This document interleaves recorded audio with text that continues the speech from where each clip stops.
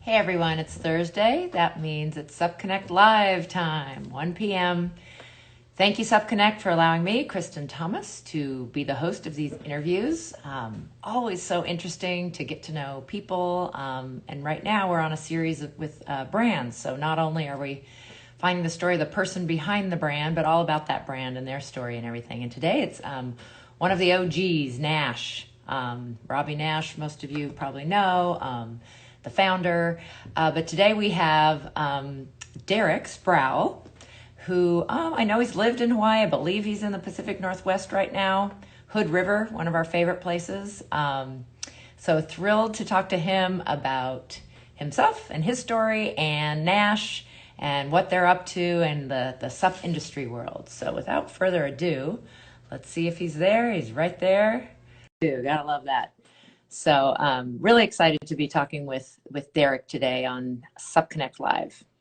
Don't forget, oh, there he is. Hey, We'll Kristen. remind you at the end about our Facebook. Great to see you, Derek. I'm trying Great to to see you. remember. We've met. Did we meet maybe at a AWSI? But you used to live in Hawaii, right? Yeah, I just moved back from Maui. Well, it's been a year now. I lived there from 2014 to the fall of 2019. So not sure. I mean, it might have been another event too, possibly at maybe an Olukai or something like that. Yeah, I unfortunately, and I don't think they're going to continue. That's one of those races I didn't ever get to, which is just tragic. Uh, Because I they heard were a so many lot of great fun. stories about that one. Yeah. Yeah. Somebody, we already have questions. How old are you? Which one of us are you I asking? You. I am 32. 32. Yeah. Yeah. And I'm not quite double that. Getting there.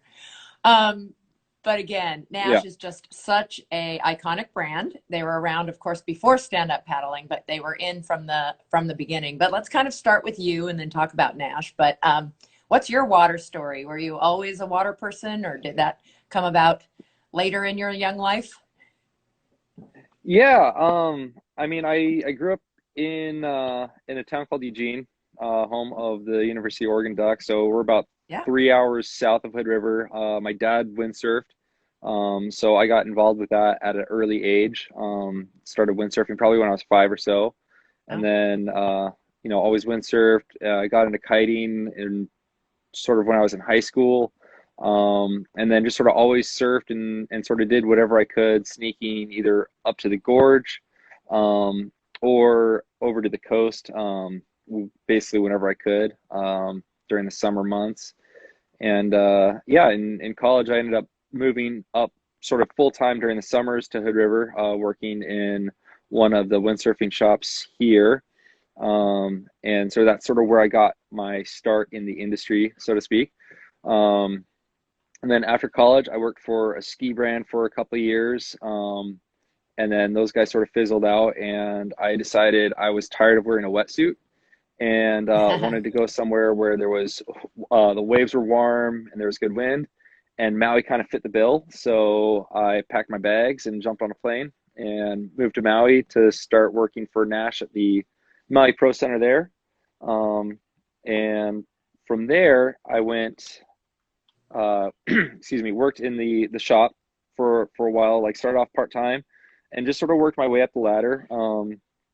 So worked in the shop and then started working in the warehouse up at the headquarters in Haiku, and then worked in the marketing department for a number of years, and now working with the sales team here back in the Gorge, doing sort of North American distribution and sales here.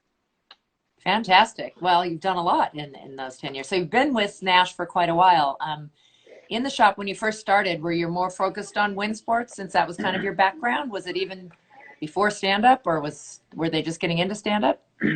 Well, we had been in stand up. It was the winter of 2014. So, um, sort of when I moved to Maui, Maui's wind season really isn't that good in January, February. So, um, originally I did move there for kiting, but I ended up spending a lot more time stand up surfing.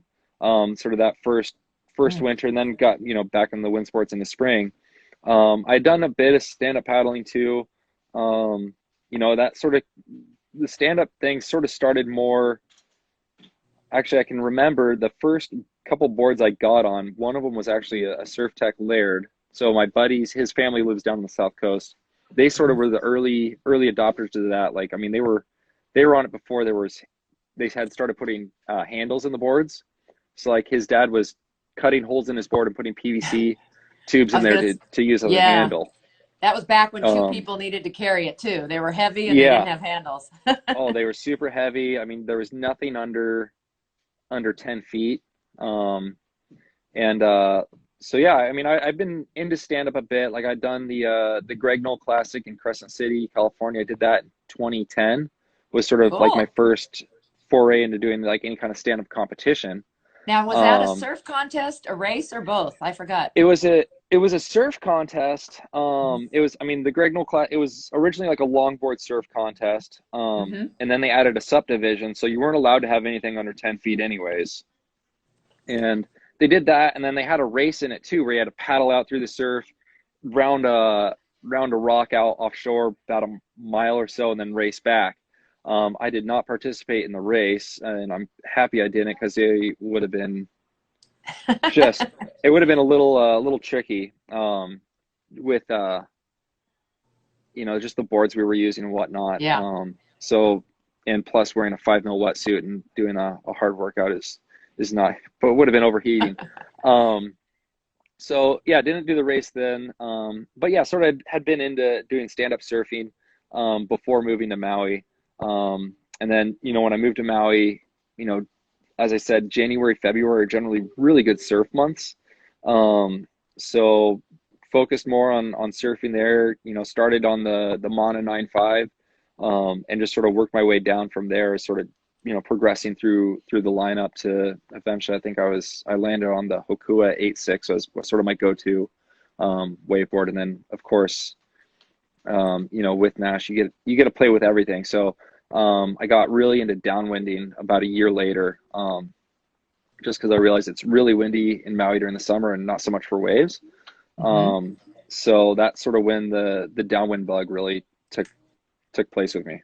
I figured that was going to come about with, surfing, totally understandable. But Maui and Hood River, Oregon are two hubs in the world for stand-up paddleboard downwind racing, and just downwind fun. Yeah, I have not yet been to Maui to do the Malika run, but that's just supposed to be the quintessential like 8 mile-ish, right?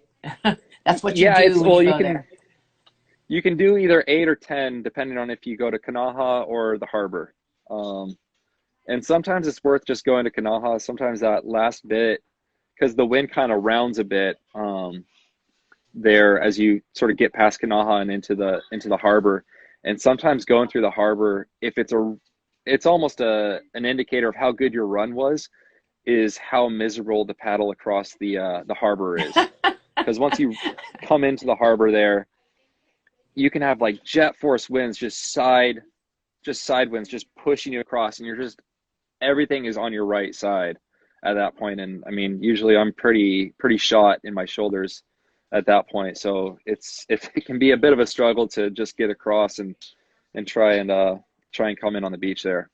Well, good advice. Hoping to do that in 2021. It was going to be this last summer. They're really kind of organizing, as you said. Wind is in the summer there, and they were going to have quite a Hmm. few July races sort of coordinated, so Hmm. people could get to Hawaii and do a few different experiences there, even on different islands and between islands. And of course, Nash Yeah. was one of, at least when I first went to the Gorge, they were the sponsors for quite a few years of one of the big U.S. ongoing competitions that we love so much. And of course, Steve passed away. Steve, yeah, Yeah. who was one of the founders of that. But we're all hoping that they're able to still have the energy and help to keep that going, because that's really a classic there. So Yeah, for sure. yeah, you've been with Nash for a while. Um, Hmm. Tell us Nash's story a little bit. I know they have, of course, a prehistory, probably with your dad windsurfing. You knew of Nash when you were 5. I'm really impressed. That's young to be pulling up, because I remember learning how to, I was older, but that was the big thing, is getting that mast out of the water. Yeah. Well, and unfortunately, I learned sort of pre kids gear, so to speak, for windsurfing. I mean, I get to look at, uh, like kids like Kai and stuff when they originally started windsurfing, and the gear that Nash was making for them was like, I mean, they were on pro level gear catered to kids, But where, small, I yeah. had a aluminum mast and super heavy sail and big board. And so they were able to rip on the gear that they had. Hmm. But yeah, I mean, the history of Nash, obviously it's a super rich history in water sports, dating back to 1979, with Robbie and his parents, building windsurfing boards out of their shop in Kailua, Oahu. Um, and then obviously, Robbie was, I think, 24-time world champion in windsurfing. Wow. Yeah. Um, so just really rich history in windsurfing. And I mean, what I love about the brand is we've never been afraid to innovate and sort of forge our own path, going different directions. Hmm. Obviously with kiting coming around, we're the first out with the leading edge inflatable kites.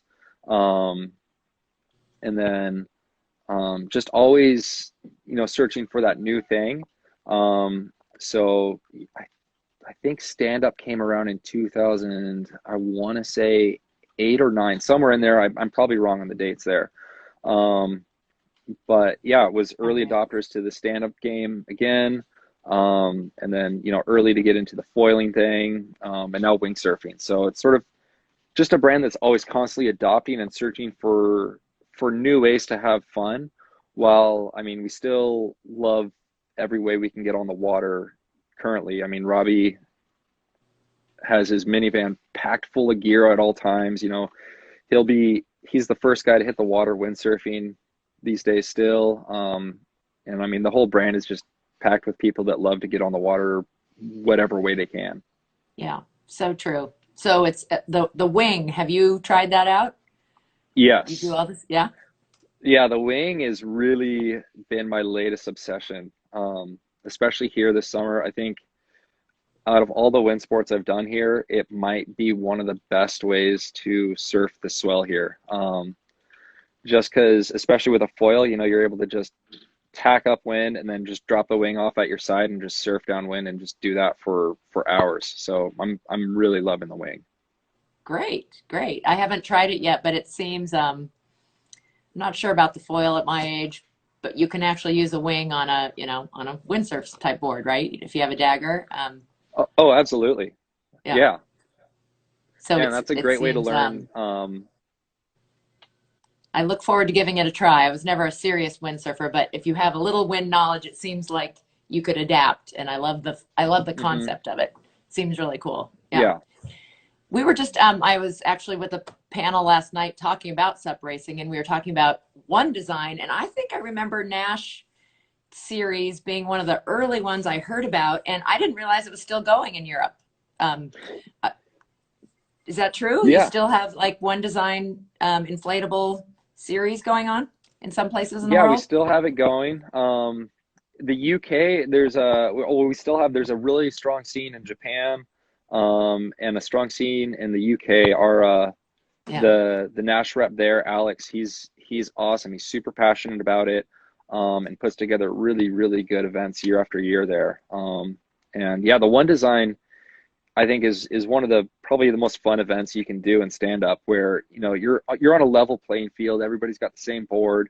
Um, Racing is fun, no matter what. But especially when it's sort of, semi-competitive, but also, more based around just come out, have fun. We want you to be involved. And that's, I think, a really, really great thing as far as, building community, Yeah. and stand up. Well, if I can throw in a pitch for the US, because last night we were just talking about the level, like there's a new surge, and we're going to be talking about the industry, Hmm. and how do you get into racing? And inflatables, we were really holdouts in the US, and that it was not a thing for a long time. And there's such a hardboard surf culture, which you know well from being a Hmm. Maui guy, but here, Europe and Asia forever have had like a huge number of inflatables, and they got it. But I think we get it now, and I think regular race directors now, we were talking about that's such a great way to bring people in their first time. Maybe they don't have a race board. Again, leveling that playing field. that's one group. And then there's other groups. I love the idea of racing against my friends on the same board. So just a fun, course race or something on Hmm. all the same boards. So to get that kit, I don't know. I just think the US might want to look at that again. I think you might have been ahead of your time for the US with that Yeah, Naish one design, but I love the one design concept. And we talked about just how great that is as a stepping stone, and how much, inflatables in terms of, we can talk, in storage and everything would be easier for a lot of places.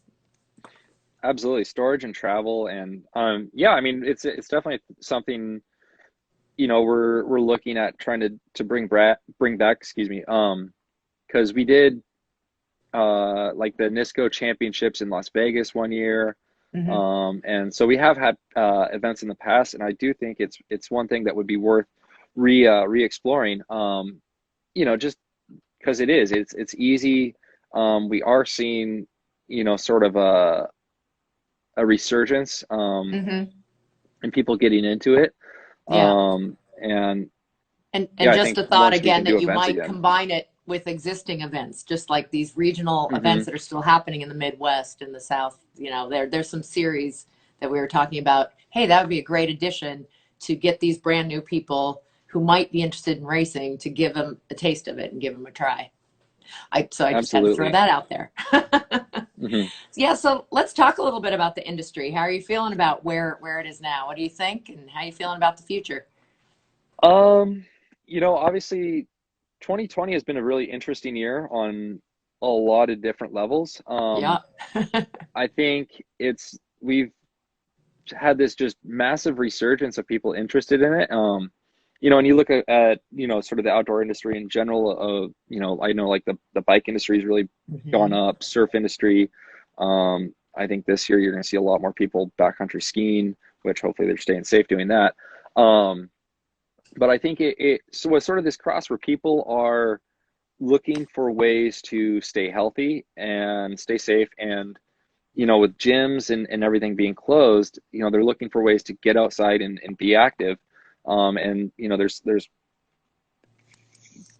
stand up is one of the best ways you can do it. It's a total body workout, from working on your balance and your legs, engaging your core, and everything in between. Plus, you're getting outside, you're getting sunshine. Ideally, you're getting sunshine. Maybe not so much here in the winter, but you're able to just engage in a much healthier activity than normal.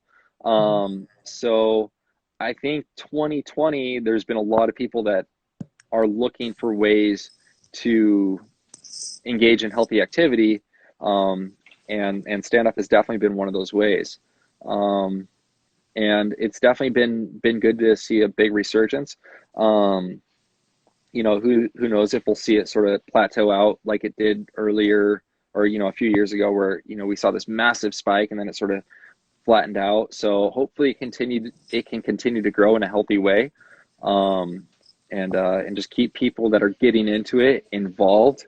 I think events, like the downwind championships and all that go with it are a good way to help grow that community. Because while it is an individual sport, um, you know, it's more fun with friends, essentially. Absolutely. Yep. Yep. The panel before that one was on building sup community, because that word gets mentioned in Hmm. almost every interview that I do. That community, which is interesting because it is a solo activity, and a Yeah. lot of people do love that part of it. But still, in terms of gathering and racing, I mean, that's a huge part of racing, is the community, is getting to go see friends and make connections in this shared passion for water and for the outdoors. Absolutely. Hmm. So, Hmm. some challenges out there. What are you seeing is in terms, or what challenges have you had in being in the sup industry? Um, I think this year, like, a big challenge has been anticipating what Mm, is going to happen. With, I think, a lot of different um, different areas too. I mean, like I said, when 20 when the whole COVID-19 thing sort of started to put the world on shutdown back in March, we had no idea what was going to be happening come this summer. hmm And it was pretty much the opposite, I think, of what I think anybody expected. Right. Um, we were kind of in this panic of like, okay, we gotta move this inventory. We can have it be sitting around. And lo and behold, I mean, we basically cleared out everything and then some. Isn't that wild? And We oh, had stores I just cannot in a believe it. panic. Yeah, working, Sup Exactly. Industry Association, March, April, absolute panic about, were we going to be able to keep our doors open? And then what a Hmm. turnaround. And that you guys ran out of inventory. Exactly. It's No, we crazy. did Yeah. like this. We were doing sale prices on boards in the April and whatnot, and then by come May, June, we didn't have any. I'm like, well, we should have just left it priced as normal. Um, so, but it's all good. It's great to get more people involved and out on the water, and um, I think it's been a good thing to have this sort of resurgence. I think the challenge now too is where do we go, and how do we keep people doing it? Yeah. Because I definitely saw that on Maui, where you would see a lot of people get into downwind paddling and whatnot, and then they sort of moved on to the next thing, or they went back to their OC1 or longboard surfboard and sort of left off the stand up, which is it is what it is. Um, like the whole like 14-foot downwind boards were pretty difficult to. It was a rare sign to see people on those for a while. Hmm. So I think the challenge is, again, in like you said, you hear this word all the time, is going to be building that community. Um, as an example, here it gets dark at 5 o'clock or whatever. So, and unfortunately, our gyms we're back in a freeze again.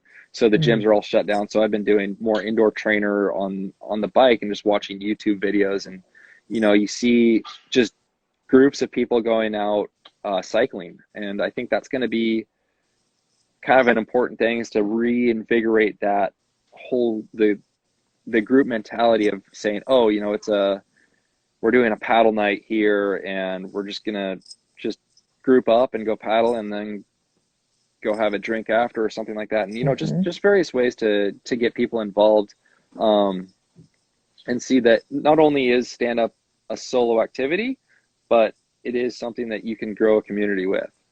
Yeah, absolutely. So good for the times because it's outdoors and because it's naturally social distant that it has that. Yeah. But then we need your Hmm. breweries and wineries there that are so awesome in Hood River to open up, or maybe they have outdoor tables. You still Yeah, have they've been those doing open? outdoor tables, but no, the outdoor dining is a little not quite as active come end of November.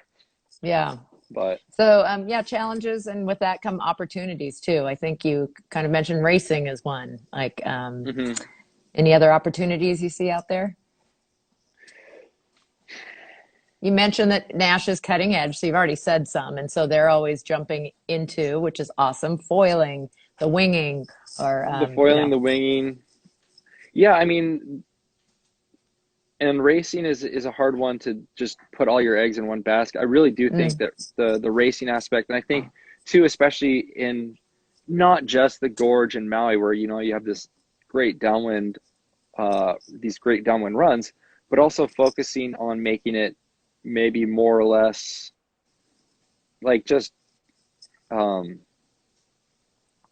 less competitive racing, if that makes sense. yeah. Well, you Places just where there's mentioned lakes it, and kind of, ponds and yeah, community fun night. So every Tuesday is a paddle. We're hearing such great things about these leagues, and they might even call it a race night, but it's not really a race. It's more about the community getting together. You just said it, and then going and having a drink afterwards. Oop, you're yeah, back. yeah, um, Just one little buzz.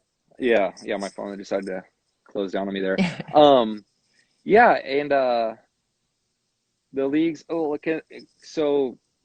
For example, Eugene is known as Tracktown USA. It's a very large track community, and like the Nike store there Nike. hosts. Yeah. Yeah, they host like jogging nights, and there's a ton of running trails and stuff like that. Mhm. So I think that's ways that you can build um, Yeah. involvement and getting people together with like interests. Um, and just ways to, get people involved and meet other people. Like, I mean, one of my big activities here too off the water is mountain biking, which, I mean, it's a sport that I don't need other people to go do. But in that, there's like trail building parties and all that stuff that allow me to meet other people in the community, to do that. So, I mean, yeah, I mean, I think there's a couple different ways that you can do that, like, hosting beach cleanups, or, say you were to go out and do like, oh, we're going to do a shoreline cleanup where you just go out and paddle and just grab whatever. So, along your way. So I think there's a lot of different ways that you can get people together, hopefully once the whole COVID thing is sort of subsided and it's a little bit more safe to gather groups of people together. Yeah. Can I recommend one for up there? Because we were absolutely trying to chase the stern wheeler last time I was up there, and coming in, there were berries hanging over the water. So we were berry picking off of our boards, and I just thought that was the coolest thing ever. And we were there at the right time, and they were delicious. So yeah, that could be another adventure you do with your group. Yeah, or stand-up fishing derby or something like that. Yeah, yes. I think that kind of thing is great, and there's such overlap. So for Naish, what are some of your top regions where are you seeing growth or strength? I'd say I mean, Florida, I think is a really good spot. Obviously, they have the Atlantic and the Gulf Coast, plus all the waterways, and the boat culture is huge there. So there's just a ton of on water activity there. California's been another one. Obviously, California again has the whole beach culture, especially in Southern California. So that's been a good one. And then here in the Northwest too has been good. Again, especially this summer, with people looking for ways to get out and get on the water. So I think it's sort of, yeah, Florida, California. Yeah. Sort of, and I know in the Northeast any new too. hot spots? Yeah. And the Northeast? Nothing super new. I mean, the Midwest has sort of been on the come up, and I think in a good way, Minnesota and Wisconsin, there's thousands of lakes there. So I think obviously I think there's huge opportunity there. I think especially too with, I think I've always wanted to go do like a Midwest sup tour, like NISCO tour there. Just because you don't really need that large of a body of water, just a fair size lake. I think to me, stand up it's not a super fast moving sport when you're on the water, obviously. Right. So I think for me, I personally like watching like the short course. I love watching like the APP surf racing. I think that's like the most entertaining form of racing, just because you have this X factor of who's going to get a wave, and you can have some guy go from dead last to first place after the last buoy turn. So I think sort of moving, you can have those small bodies of water and just do short course racing where people are just in an people are going to be in an all out sprint anyways. So it's kind of more fun when you're just sort of doing these like, quick heat kind of things. But yeah, I think the Midwest is sort of starting to come up with that. Yeah, for sure. They actually have one of the most organized paddle series, the Midwest Paddle League. It's different races, but they've connected them together with a point system, and you need to do 5 out of 10. And they actually held, which we didn't have races this year in California. Again, COVID rules were different everywhere, and but they were able to hold some of their races. So one of the places it was interesting to watch this year. Definitely a lot of passion there. I love that the seasonal places. I'm spoiled to live in Southern California, where I get to paddle easily year round, even if it gets chilly and my feet get cold. Big whoop. But I love how passionate the people who have seasons are about their time when the water's not frozen, and making the best of it. So I think that's cool. And like Northeast too, I think has that same kind of thing. So your retailers out there, I mean, everybody's doing both online and stores, but we love our specialty retail. Have you talked to some stores? Like, what have they found is really working during this, again, you said interesting year, I would say strange and Hmm. up and down and crazy and but some have really Yeah, made it work. some have really made it work. I think the the shops that have done the best were the ones that um, were kind of either early adopters to the online retail and sort of have, Mm, a really tricky part with stand-ups obviously is shipping them, mm, because they're such large boards. I mean, I think that's probably the number one shocker when people will call and order a board, is finding out how expensive they are to ship. yeah. And that's usually it's unfortunately they can't go Amazon Prime. Um, but so that's kind of one key thing. So I think the shops that were sort of early to the online retail, and able to figure out shipping, um, have done well. Other shops that have done well too are the ones that were really good about getting, or again, early adopters and building that community. Mm, I think of shops like here in Hood River, like Big Winds, where they did the jet program, and obviously Steve was monumental in getting people out on right. the water here. So I think it's been, those shops obviously they've built up their following in their community, and not only that, but they have a loyal customer base that is likely to recommend their shops, Hmm. that they go buy their boards from, and have had good experiences from. So, so on and so forth, instead of, going and buying the stand-up package from Costco. Hmm. They realize that there's value in the local shop, that, they're going to be the ones that can help them out, and point them in the right direction with the right gear. Yeah. Um, And so, and also, should something go wrong, if you know, ding your board or whatever, usually the local guys are going to be the ones that are able to help get you back on the water, in a much easier way than a lot of shops. So, um, yeah, I think that's sort of been the key, is, you know, the shops that have established, um, you know, having the knowledge base to point people in the right direction of what boards they should really be getting, Hmm. and again have that local community involvement, or have the shipping sort of figured out, or like sort of the three key things that I think a lot of the retailers that are doing quite well have sort of locked in Yeah. on. Well, this is a big discussion again, as it always kind of has been, is how do we connect that person who did, because we did see a lot, at least I'm seeing a lot here, direct online and not even from necessarily a brand that we know the name of, because there was a Hmm. lot of that. But if they Yeah. if they enjoyed it, which we hope they had a good experience is always the concern. How do we connect them, because they don't have enough knowledge, they don't have experience, they haven't taken a lesson, maybe safety, they need to get other equipment if they just got that package online or at Costco. How do we help them, because they will want community and they do need straps and racks for the cars and, a PFD and a leash. And Hmm. if they're into it, they'll want all the other, specialty stuff that goes along with that. And that's how we, keep them happy, keep them going, keeping them coming then to you for their next board, the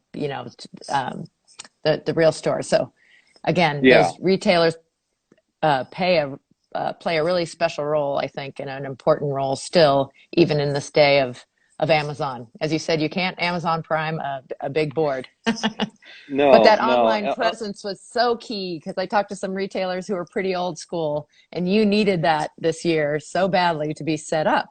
Yeah. I'm old school, but I still go online always to do my research. So I want you to have a Hmm. website so I can check it out before I come into the shop to touch it and try it, or. Absolutely. And I would say too, another thing that the shops that are doing really well, are also they've attached themselves to new media too. Mm, So the guys that are doing video reviews of products, and really putting themselves out there, and testing gear, and showing more than just being able to call someone up. But, if you go online, you're trying to research a board or whatever, and, say you search, for a Mana Tenno or a Nalu or something like that, one of our boards, and all of a sudden one of our shops has a 7-minute product review and whatnot that just pops up on YouTube. Next thing you know, they're going to be clicking on that one and trying to research that. Or, the other thing too is, just having your SEO optimized, not to go down too much of the tech hole, but yeah, just sort of, being a little bit more progressive with your tech and media, I think, is another helpful thing in this day and age. That's excellent advice. How about for Naish? I mean, share maybe how how do you break down in terms of sales in different areas, different types of boards? And do you have some, name some boards? What are you excited about too, maybe, in talking about that? Oh man. Do in the US, I know you're a US guy, and I know you're global. So. Yeah. Stand-up has come up in a big way, obviously, this year. So, I mean, for a while, it was like sort of like snowboarding in the 90s. You could do no wrong. Then, it sort of plateaued a bit, and you had to be a little bit more focused on what methods you were doing. For us, our boards that have always done well and continue to do well are our core sort of all-around boards. Because that's generally what people will call and ask for, is they want something that they can paddle flat water, but they might want to ride some waves or whatnot, or they want something stable but good for touring or whatever. So it's sort of always been like the Manas as sort of I would say our all-around, or our wave all-around. So for someone who's looking for something super stable, they want to try waves, but really they're going to spend maybe 70% of their time just cruising. The Mana's a good move. The Nalu continues to probably just be our standalone top performer. And then this year I've been really happy that we've brought back some more boards to our touring line. We used to have a really big line of glide boards. And then we scaled it back to be just a 14-foot board, which they're great for touring and whatnot. But I think the challenge with a 14-foot board is where you're going to put it.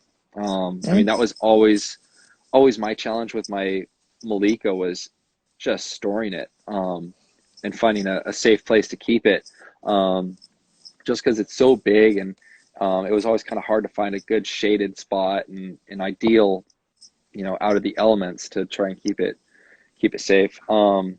So those sort of the Mana, the Nalu, and the touring are, I would say, our top boards, which they're great. I mean, obviously, the boards that really excite me are more performance-based boards, like the Maliko. I spent, I don't know how many hours and how many hundreds of miles I've paddled on them, but I'm a big fan of the Maliko. Obviously, it's been a board that has shown time again. Downwind Championships. Casper won the world title on it last year, and has won the Red Bull Heavy Water on it multiple times now. So it's a board that it's just, you can catch glides and surf downwind, which is something I really enjoy doing. That was sort of really where I got the bug, was just surfing downwind during the summer. The Javelin is a new board that's really been exciting me too, because it was sort of, we were a bit late to the whole dugout board game, but the Javelin came through, and it's a great board. And then of course, the Mad Dog and Hokuas, as far as the performance surfboards, are super fun. So I'd say those are more the exciting ones. But in order to supplement those, you got to have the core boards that really you can put anybody on and let them have a good time on the water. Yeah, I'm excited to hear that you're back expanding those, because I know we have this mindset, I think, coastally, and people when they think of stand up, they think of surfing. And yes, if Hmm. you're going to surf, for sure that you want a surf shape. But especially as these inland markets grow, I mean, you want that piercing nose for glide. If you're not going to be, I mean, of course, there's always some bump and there's boat wake and that kind of thing. But I Yeah. think I think the glide, like having a stable touring board, I think could be a lot of people's first board. And I think a lot of them start on a surf shape and they're slapping around and they never go in the surf and don't ever plan to. Hmm. So I think there's a mindset Hmm. about a stand-up paddleboard has to look like a surfboard. And then they kind of look at, Hmm. oh, that's a fancy race board. But no, there's this thing called a touring board that can be for everybody and can do, like you said, people want, I did the exact same thing when I got my first board. Well, I want to do this and this and this, and what can I get that does everything? Hmm. But I think Hmm. both those three kind of groups you talked about at the beginning, those boards can all kind of be adapted to do everything. Be your family board or your, and can go different For ways. So sure. yeah, well, it's great that you guys have so many. I love that you're still cutting edge and innovative. Have some super fast race boards, and we've seen it, like you said, with you. It's out there being shown off well by Casper. Yeah. How is Yeah. Casper's Nash? So awesome. Nash going forward again, a crazy, crazy year, but 2021, any specific objectives or goals or anything for Nash going forward into the new year? I think our main objectives are, just to stay growing in a sustainable way. Um, and, just keep offering both specialty products that, allow guys like Casper to perform at the highest level, while also offering, products that allow the first timer who may have never stepped on the water, to get out and have a good time. And I think that's the beauty of it too. Because as you were just making your point of like the touring boards and stuff like that, that was one thing sort of, in Maui, in my earlier years with Nash, I would look at certain products. I'm like, why are we even making this? Whereas now in my positions, I'm like, oh, the Oh, Nalu 1010 is a great board. I mean, if you would ask me 5 years ago, how I would change the product line, I'd be like, oh, I would have gotten rid of this, and focused more on this. Whereas now I'm like, oh, like the 1010, like you need that big 34 200 plus liter board that's just, you can take someone who, you know, has trouble standing, has trouble walking, the balance of a, just zero balance, and be able to go out and stand on a board hmm and have it be easy to paddle. I totally get that now. yeah. And So I think, especially this new wave where I'm seeing just a ton of inflatables, which are great and have many mhm, reasons why the change from a round, fat inflatable to a touring shape is kind of mind blowing. I think as they're seeing people kind of fly by them and getting glide, I just think that mhm, I'm hoping, but again, this is just opinion, that will be a big seller for you this year as people who get into it and got themselves a really inexpensive inflatable want to get their first, hard board. I think a touring mhm. board would be a perfect, you know, transition for them. Next board. I We shall agree, and I see. think we are seeing those people that like they got whatever, sort of that general all around longboard, but they're on a, inland lake or something like that, and now they're calling us saying, hey, like I got into this, I really enjoy it. I want to get something more performance based for my needs. Um, and we are seeing that. I mean, that's sort of the same with me with generally any activity I get into is, I buy something a hmm little bit more beginner intermediate and give it a hmm year. And then I'm like, you know what? I like this. I'm in it. I want to get whatever What's top next? tier. Yeah. So, Yeah. yeah, so we are starting to see that. And I think another area too that, we're in discussion with, because I do see the question from Stand Up Paddling Deutschland is, what about sustainable products? I think that's going to be another important step, for us moving forward, is figuring out ways, to grow in, as I said, sustainably, not just in growing in a way where, we have this skyrocketed growth and then it just drops off a cliff or whatever, but also doing it in a way where our products are not just gonna, a little bit more sustainably resourced and whatnot. And I think those are definitely areas that Yeah. we're constantly looking into is not only how can we make our products better performing, but how can we make them better at a material level too. Right. And we appreciate that you and others that are leaders in this and do R&D are looking at that. I would say that one thing is that you are a quality product. And so you're going to last a lot longer. And so there's less in the landfill than somebody who buys really inexpensive product and has to keep turning it over. There's going to a Yeah, lot more waste out of that. So I think you guys who are in the front of this should, not that that solves everything, but that remind people of that one. That it for doesn't take as sure. I mean, much. because we've been decades in with obviously building windsurfing boards since the 80s essentially. So we really know the board production process. And I mean, you can go out on Craigslist or you'll go out to the beach and you'll see guys on boards, first, second production runs of our stand-up boards still. So there Yeah. is a cool thing to see that, the boards are really well built and do last. And that's, keeping them out of the landfill and keeping them on the water too. Yeah. Thank you for that.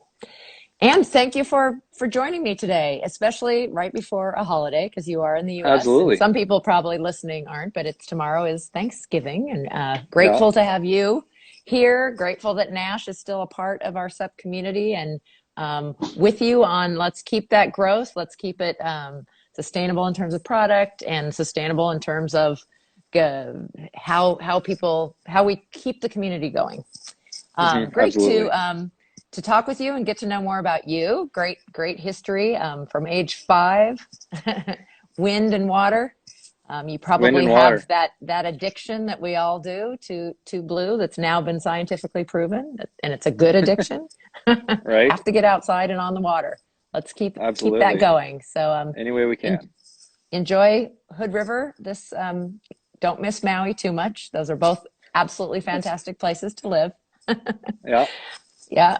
And also love where you're from too. That's a great college town. Super fun.